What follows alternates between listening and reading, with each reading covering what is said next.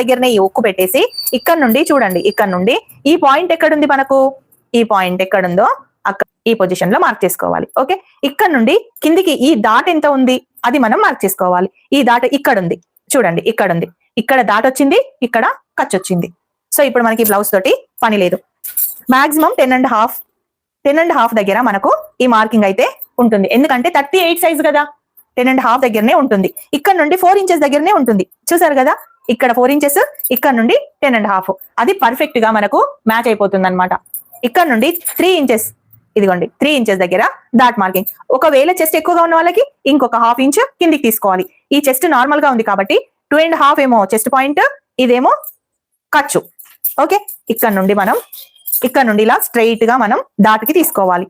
ఆ తర్వాత ఇక్కడ నుండి మనము ఒక వాళ్ళ చెస్ట్ ని బట్టి మనం తీసుకోవాలన్నమాట. అయితే వాళ్ళకు షార్ప్ గా ఉండొద్దు అనుకుంటే ఇగో ఈ డాట్ వచ్చేసి ఈ విధంగా వస్తుంది. ఒకవేళ షార్ప్ గా కావాలి అనుకుంటే ఈ విధంగా తీసుకోవాలి డాట్.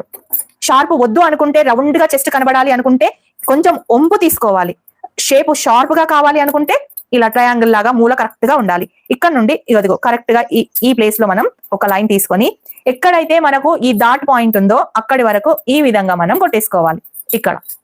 ఓకేనా, ఎందుకంటే మనకు 4th డాట్ లేదు కాబట్టి. ఒకవేళ 4th డాట్ పెట్టుకోవాలనుకుంటే ఇలా స్ట్రైట్ గా తీసుకుంటాం.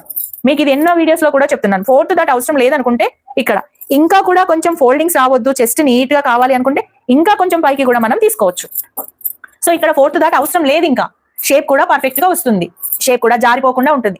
ఒకవేళ 4th డాట్ పెట్టుకోకుండా ఇక్కడ కట్ చేసుకున్నాం అనుకోండి, చెస్ట్ కింద ఇక్కడ మనకు ముడతలు వచ్చేస్తాయి, చాలా ముడతలు వచ్చేస్తాయి. సో ఇది చాలా గమనించాలి. ఓకే, ఇక్కడ నుండి ఇక్కడ వరకు బ్యాక్ సైడ్ అయిపోయింది కదా, ఇప్పుడు ఫ్రంట్ సైడ్ ఈ మూల నుండి కరెక్ట్ గా ఎక్కడైతే మనము ఖర్చు వరకు మార్కింగ్ చేసుకున్నామో అక్కడి వరకు ఈ విధంగా మార్క్ చేసుకోవాలి. ఇప్పుడు ఇది క్రాస్ బెల్ట్ అన్నమాట, చూసారు కదా, ఇది క్రాస్ బెల్ట్.